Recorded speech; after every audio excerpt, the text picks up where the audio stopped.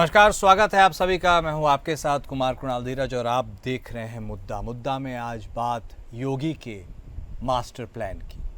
उत्तर प्रदेश में योगी सरकार ने करीब सेकेंड टर्म के 3.5 साल पूरे कर लिए हैं और अब चुनाव में महज 16 महीने ही बचे हैं।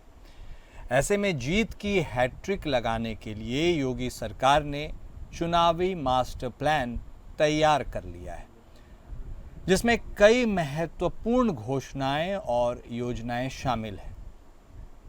2027 चुनाव से पहले योगी सरकार सभी नाराज चल रहे मंत्री और विधायकों को मनाएगी।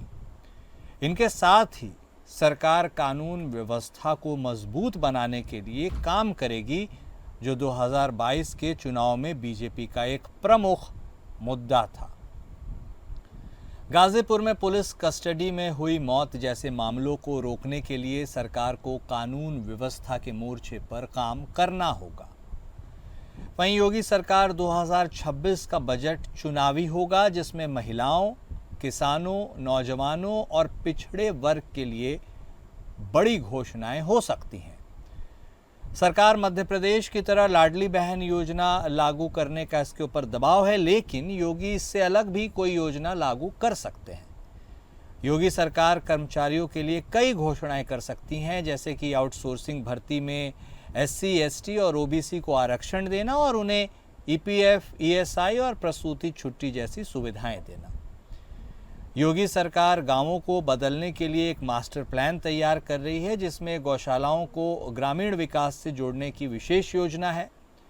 सरकार ने पहले चरण में 8 मंडलों की एक गौशाला को मॉडल गौशाला के रूप में विकसित करने का फैसला किया है। वहीं उत्तर प्रदेश सरकार ने जातीय भेदभाव रोकने के लिए बड़ा कदम उठाया है, जिसमें पुलिस रिकॉर्ड, नोटिस बोर्ड और गिरफ्तारी मेमो में आरोपी की जाति नहीं लिखी जाएगी। इसके अलावा वाहनों पर जाति लिखने, स्टिकर, नारे लगाने और जाति आधारित रैलियों पर भी रोक रहेगी। इन घोषणाओं और योजनाओं के अलावा योगी सरकार ने अपने 3.5 साल के कार्यकाल में बीजेपी के संकल्प पत्र 2022 की 131 में से 120 घोषणाएं पूरी कर दी हैं। सरकार आगामी बजट में पुरोहित कल्याण बोर्ड सहित अन्य करीब 11 घोषणाएं भी कर सकती है।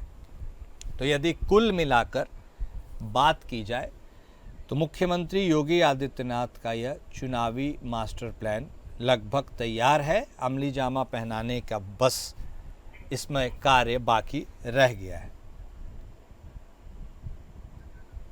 और ऐसे में योगी सरकार का जो 2026 का बजट वह भी चुनावी होगा और बाकी सारी चीज़ों के बारे में तो हमने आपको बताया ही है। लेकिन क्या इस मास्टर प्लान से लगातार तीसरी बार सरकार बनाने में योगी कामयाब हो पाएंगे क्या? यह भी बड़ा सवाल है। चर्चा की हम शुरुआत करते हैं। हमारे साथ हमारे दोनों खास मेहमान जुड़ चुके हैं। भारतीय जनता पार्टी के तरफ से बतौर प्रवक्ता शांत प्रकाश जाटव साहब जुड़े हैं। वहीं समाजवादी पार्टी के तरफ से बतौर प्रवक्ता शांत कुमार पासी साहब भी हमारे साथ जुड़ गए हैं। आप दोनों खास मेहमान का स्वागत है। जाटव साहब, वैसे तो उपलब्धियां गिनाने के लिए बहुत सारी चीज़ें हैं जो आपके लिस्ट में होंगी, आप इसे गिनाएंगे भी, फिर भी मास्टर प्लान बनाया गया है। मेरा स्पष्ट सवाल लेकिन इससे इतर है। बहुत सारी चीज़ें होंगी, लेकिन एक बात उसमें गौर करने वाली बात यह है कि आप अपने मंत्री विधायकों को मनाएंगे। जब इतनी अच्छी तरीके से सरकार बैटिंग कर रही है, सबको साथ में लेकर चल रही है, सारे पॉइंट्स को टच किया गया, कवर किया गया, विकास की भी बात हो रही है, ऐसे में भला कोई विधायक पार्टी का या मंत्री कैसे नाराज हो सकता है जिसे मनाने की जरूरत है? जाटव साहब। देखिए कुणाल जी, ये लोकतांत्रिक व्यवस्था है। यहाँ पर किसी प्रकार की हठधर्मिता नहीं है और इसमें सभी को सम्मान देना ये मूल रूप से जो है पार्टी का और जो सरकार है उसका मूल उद्देश्य रहता है। इसमें कौन नाराज है कौन नहीं नाराज, ऐसा नहीं। हम जो भी सरकार की जो योजनाएं हैं उसका लाभ सभी तक पहुंचे और कहीं किसी प्रतिनिधि को कहीं ऐसा महसूस हो कि कहीं कुछ चीजों को पहुंचने में या किसी प्रकार की कोई भी अनियमितता को वो महसूस कर रहे हैं, तो उनके साथ में बातचीत करके उसको सुदृढ़ करना। और बातचीत बनी रहती है तो बातचीत से ही तो व्यवस्था सही रूप से चलती है। तो ये तो जाटव साहब मास्टर प्लान का कोई हिस्सा होना नहीं चाहिए था, ये तो रेगुलर प्रक्रिया है। मैं ये समझ सकता हूँ या समझना चाहिए कि पार्टी में ये चीजें तो चलती रहती होंगी, बैठकें होती रहती होंगी, बातचीत होती रहती होगी। हाँ, तो समन्वय बैठक का अर्थ क्या, यही तो है हाँ। सबके साथ समन्वय करना। और समन्वय बैठक अगर हो रही है तो अगर उसमें कहीं किसी के मन में कुछ ऐसी बातें हैं जो वो रखना चाहते हैं, उसको सुनना और सुनने के बाद में उसका क्रियान्वयन।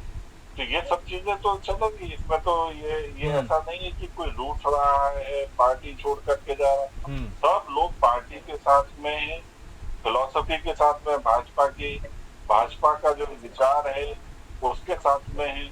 और उसी के कारण से हम जो है इस वक्त उत्तर प्रदेश में एक खूबसूरत जो व्यवस्था है उसको कर पा रहे हैं, जिसमें तमाम जो योगी सरकार ने अभी जो घोषणाएं की हैं, कुछ पीछे हमने जो काम किए हैं उसके बारे में उन्होंने जैसे जानकारी दी है, तो सब चीजों को पूर्ण करना। और उसके लिए तो चर्चा भी होगी, आपसी समन्वय भी होगा और अच्छे सुझाव भी आएंगे और उसको क्रियान्वयन भी होगा। इसी को लेकर के बैठ के होंगी। 2027 चुनाव जो है तब तक ऐसा होगा ऐसा नहीं है। ये तो हम अनवरत करते रहते हैं, तभी तो आज पूरे देश में हम जहाँ पर भी बैठ गए तो फिर हम वहीं पे ही सरकार बना करके और जनता की सेवा पूर्ण रूप से कर पा रहे हैं। सामान्य कार्यकर्ता रूठे तो उसे मनाना आसान हो सकता है, क्या कोई ऐसे प्रमुख कार्यकर्ता भी हैं जिनके रूठने के आसार नजर आ रहे हैं, या सब कुछ हमेशा की तरह ऑल इज वेल? जाटव साहब बिल्कुल बिल्कुल ऑल इज वेल है, कहीं कोई इस प्रकार की बात नहीं है। ठीक। और हमारे लिए छोटा कार्यकर्ता और बड़ा कार्यकर्ता कोई नहीं, सभी कार्यकर्ता हमारे लिए सम्माननीय है, सम्मानजनक है। और इसी कारण से आपने देखा कि हमारी सरकार और हमारी जो पार्टी है वो किसी भी कार्यकर्ता को विधायक भी बनाती है और पहली बार जीते हुए विधायक को मुख्यमंत्री भी बनाती है। तमाम उदाहरण हमारे सामने है, मध्य प्रदेश का उदाहरण है, राजस्थान है, दिल्ली का उदाहरण है। तो हर कार्यकर्ता जो है हमारे लिए बड़ा है। और हाँ, उड़ीसा भी उसमें जोड़ ही दीजिए। ऐसे में अब हाँ पासी साहब, देखिए मुख्यमंत्री योगी आदित्यनाथ, वैसे तो ये कहा जाता है भारतीय जनता पार्टी की तरफ से, सरकार के भी तरफ से, कि हमेशा प्रयासरत हैं, विकास को और गति देने की कोशिश में जुटे रहते हैं। ऐसे में ये जो मास्टर प्लान के हाइलाइट्स हमने आपको बताए हैं, जो उनके लिस्ट में शामिल हैं इस बार 27 के चुनाव को लेकर, आपको इससे थोड़ा असमंजस, आपको थोड़ा आशंका, भ्रम या कुछ भी आश्चर्यजनक लगा पासी साहब? नहीं, हमें कोई खास नहीं लगा, ना कोई आश्चर्यजनक लगा। इनका जो है ये कुछ भी करने, लेकिन आप भी सुनते होंगे, लोग भी सुनते हैं कि आए दिन इनका कोई ना कोई मंत्री, कोई ना कोई विधायक जो है वो उत्तर प्रदेश सरकार की शिकायत किया करता है, अपना रोना रोया करता है। इनकी जो है वो कोई प्रधानमंत्री से रो रहा है, कोई गृह मंत्री से रो रहा है, दूसरे तो बातें आपकी हो रही है। जो इनके मंत्री विधायक है वही रो रहे हैं कि उनकी नहीं सुनी जा रही है, उनका काम नहीं हो रहा है। अब हम लोग कहें तो फिर ये लोग कहेंगे कि विपक्ष का काम यही है। लेकिन ये तो कई उदाहरण ऐसे हैं, तमाम से लोगों ने कहा है, लोग कह भी रहे हैं। चलिए वो सारी बातें छोड़िए पासी साहब, एक सिंपल सा सवाल का जवाब दीजिए। ये मास्टर प्लान जो भारतीय जनता पार्टी और योगी सरकार की तरफ से बनाया जा रहा है, इस मास्टर प्लान के हिट या फ्लॉप होने की कितनी गुंजाइश आप देखते हैं? आपके अनुसार क्या देख पा रहे हैं? देखिए सर, इनका जो मास्टर प्लान ये जो बना रहे हैं, ये जमीन पे कुछ नहीं करना है और ना इन्होंने किया है। वो चाहे 2 करोड़ प्रतिवर्ष नौकरी से लेकर के और चाहे पकौड़े तलने तक की बात रही हो, जमीन पे ये कुछ न कर पाए न कर पाएंगे। बस इनका यही रहता है कि ये किसी तरीके से मतलब झूठे वादे करके बड़े बड़े लोगों को सपने दिखा करके किसी तरीके से फिर सत्ता में आ जाए। अब जैसे कि प्रधानमंत्री जी ने कहा कि वो लोग पकौड़े तले। भाई ठीक है, जैसे कोई गांव का लड़का है, मान लिया वो पढ़ा लिखा है, ग्रेजुएट हो गया, और मान लिया उसको पकौड़े तलना है, तो आप जगह तो बताएंगे कि कहाँ वो पकौड़ा तले। आप शहर में पकौड़े तो शहर में ही बिकेंगे ना, गांव में तो कोई पकौड़े लेगा नहीं, गांव में तो लोग खुदे बना लेते हैं। तो पकौड़े तलने के लिए कस्बा, शहर, वहां पे नौजवानों को जगह चाहिए। तो जाटो साहब बताएं, इनकी सरकार ने किसी नौजवान को, पढ़े लिखे बेरोजगार को, आपने कहीं किसी कस्बे या किसी शहर में कोई ऐसी व्यवस्था की जहाँ वो बैठ के पकौड़े तल सके? ठीक है, नहीं ठीक है, बतौर विपक्ष आपके सवाल तो रहेंगे और सवाल पूछना भी ज़रूरी है। विनय राय जी भी मैनेजिंग एडिटर एपीएन हमारे साथ जुड़ गए हैं, आपका भी स्वागत है। लेकिन एक सवाल विनय जी ये बनता है, और क्या यह समझना चाहिए कि देखिए चुनावी बिसात बिछाने के लिए कई सारे वादे, लोकप्रिय लोक लुभावन वादे किए जाते हैं, धरातल पर उनकी सच्चाई कितनी होती है ये तो 5 साल असेस किया जा सकता है।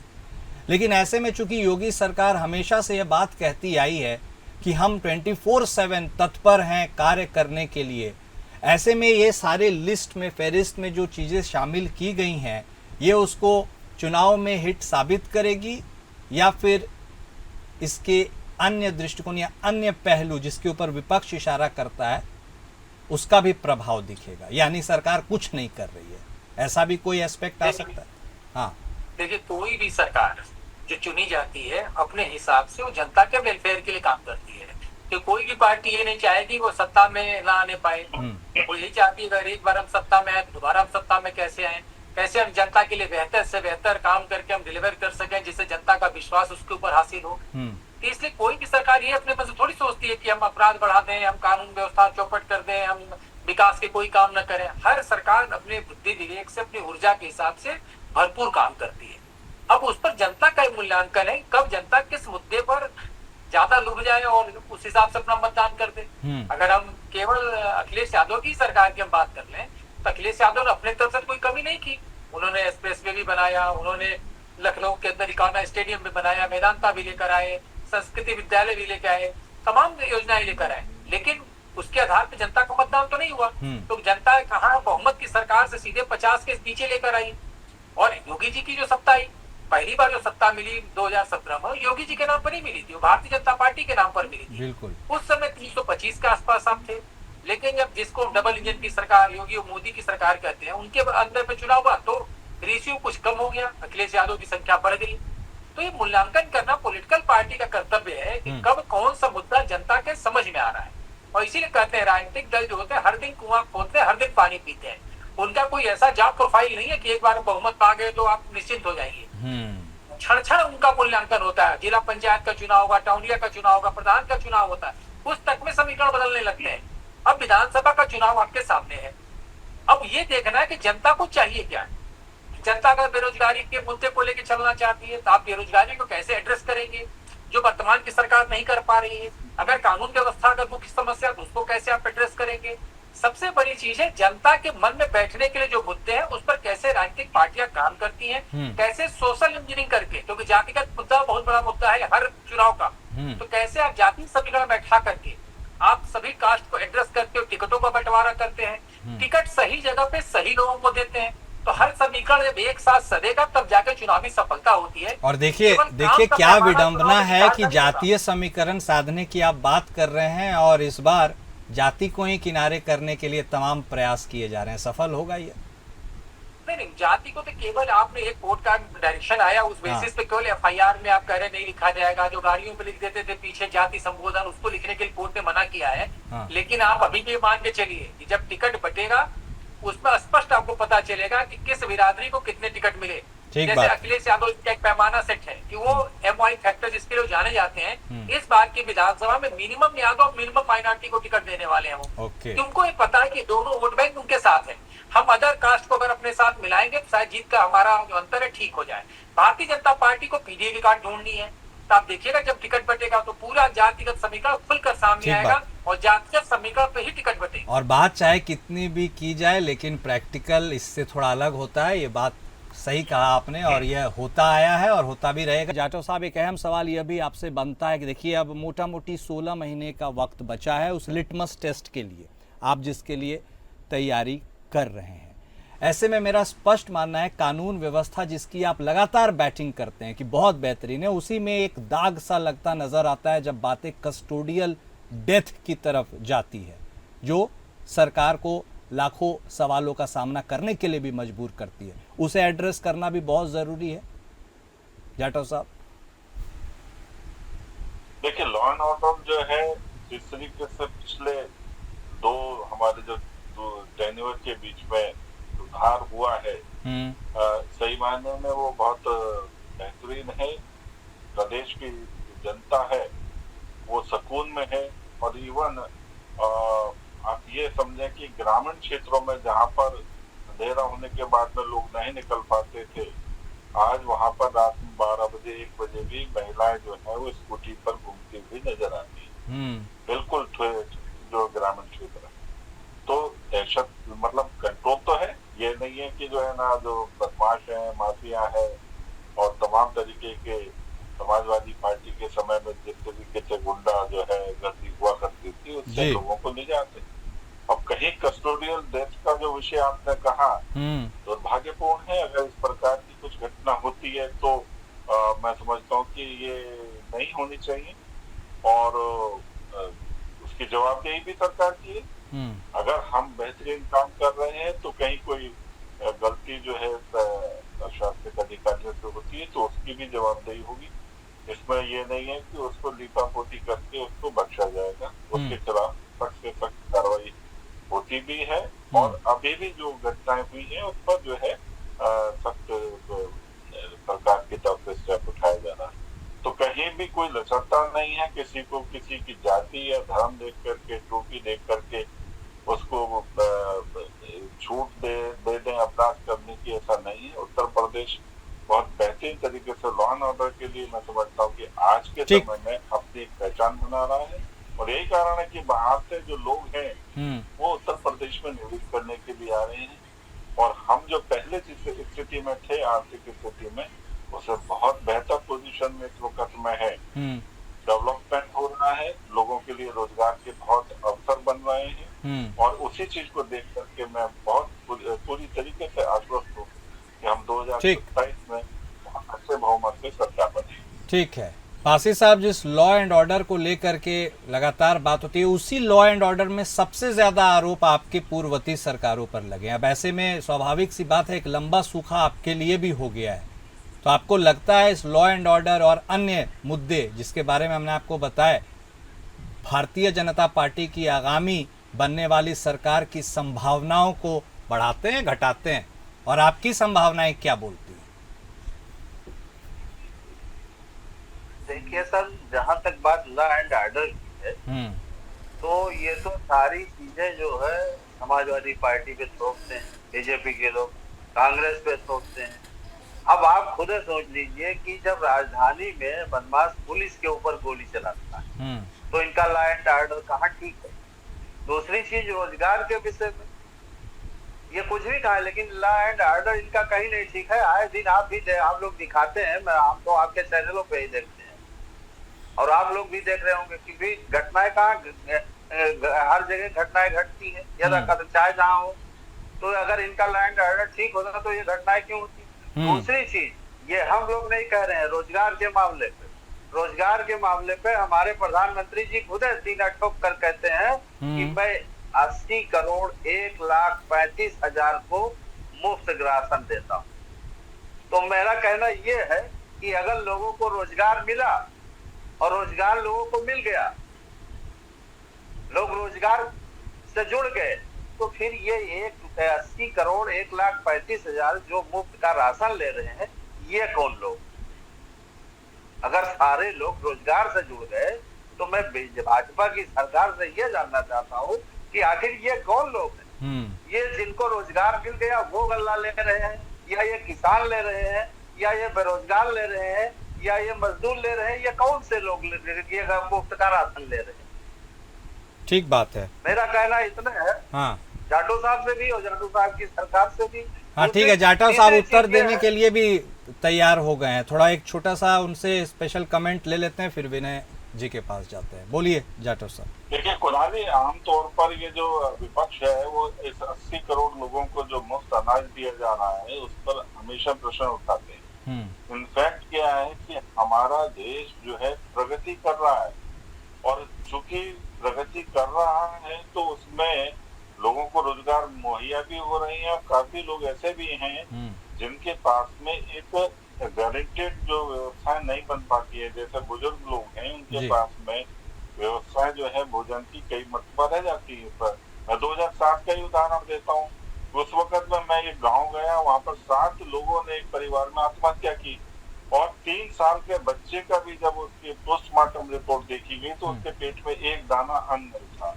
तो ऐसी स्थितियां न पैदा हों जहाँ पर लोग जो है रोजगार तो कर रहे हैं मगर परिवार भी अपनी जिम्मेवारी को पूरा निभा पा रहा है या नहीं। उस जिम्मेवारी को निभाने के लिए सरकार अपना काम कर रही है। उनको फ्री ऑफ कॉस्ट राशन दे करके एटलीस्ट हम उस 140 करोड़ में से कोई भी परिवार जो है वो खाली पेट 80 करोड़ लोग मुफ्त का राशन खा रहे हैं, तो फिर ये लोग कहाँ संपन्न नहीं। ठीक है, अब देखिए, अब पासी साहब और जाटव साहब, देखिए वैसे भी रोजगार की बात अब डायरेक्ट रोजगार की हो नहीं हो, रोजगार के अवसर क्रिएट करने के ऊपर अब ज्यादा फोकस हो गया। अब उसमें कितने लोग प्रत्यक्ष या अप्रत्यक्ष तौर से हैं वो आंकड़े वाली बात हो जाएगी।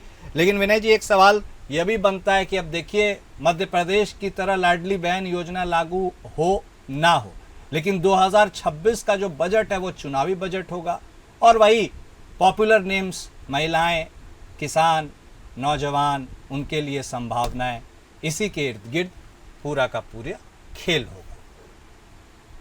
देखिए, देखते देखते सारे राजनीतिक समीकरण बदल जाते हैं। हाँ। किसी को नहीं मालूम था कि इराक में सद्दाम हुसैन की सत्ता बदल जाएगी, किसी को नहीं मालूम था नेपाल में क्या होने जा रहा है, किसी को नहीं मालूम था कि लंका में 24 घंटे में क्या हो गया और अफगानिस्तान में क्या हो गया। तो ये मसला मैं उस पर लेकर नहीं जाऊंगा, लेकिन अभी वर्तमान जो सरकार है कानून व्यवस्था की बात करती है, लेकिन इसमें कंट्राडिक्टरी क्या है। देखिए, विकास दुबे पुलिस कस्टडी में पकड़ा जाता है, उसको पूरे काफिले में आप लेके आते हैं और बताते हैं गाड़ी में से वो पिस्टल छीन के भागने लगा, उसका एनकाउंटर, गाड़ी पलटी। तो अरे भाई, उसका पिस्टल आया कहां से? और जिस पुलिस वाले से पिस्टल छीनने में कामयाब हो गया उसको तो बर्खास्त कर दिया जाना चाहिए कि कस्टडी में बैठा मुलजिम कैसे पिस्टल छीनने में कामयाब हो गया। ठीक वही हाल है मुन्ना बजरंगी का। आप उसको एक जेल से मेरठ शिफ्ट करते हैं और जिस दिन वो रात में जेल में शिफ्ट होता है उसी दिन जेल में उसकी हत्या हो जाती है। वो जेल के अंदर हथियार कहां से आया?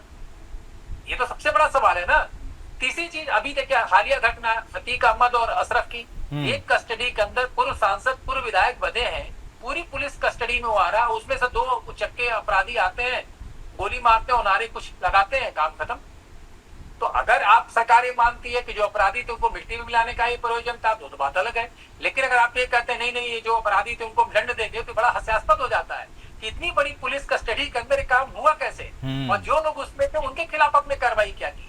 सीधे तौर पर जो जनता को सूट करता है, भारतीय जनता पार्टी का मन और मिजाज इस समय स्पष्ट है कि पहले था भाई अयोध्या मथुरा काशी है, अब आज की तारीख में चलिए अयोध्या बन गया, मथुरा काशी मसला है। लेकिन साथ साथ में जो सनातन का परम लकीर खींच के भारतीय जनता पार्टी चल रही है कि उसको मालूम है कि माइनॉरिटी वोट उसको नहीं मिलने वाला है, उसके दल में कोई भी हो उसको वोट नहीं देगा, ये स्पष्ट लाइन है। अब 1-8% कहीं से भूले भटके आ जाए, वो जो कहते हैं भारतीय जनता पार्टी के लोग कि ट्रिपल तलाक के मसले पर मुस्लिम महिलाएं खुद से वोट दे देती हैं, वो अपनी जगह है। लेकिन स्पष्ट तौर पर इस बार का जो चुनावी मुद्दा है वो डेवलपमेंट है और बेरोजगारों के लिए रोजगार का मुद्दा है।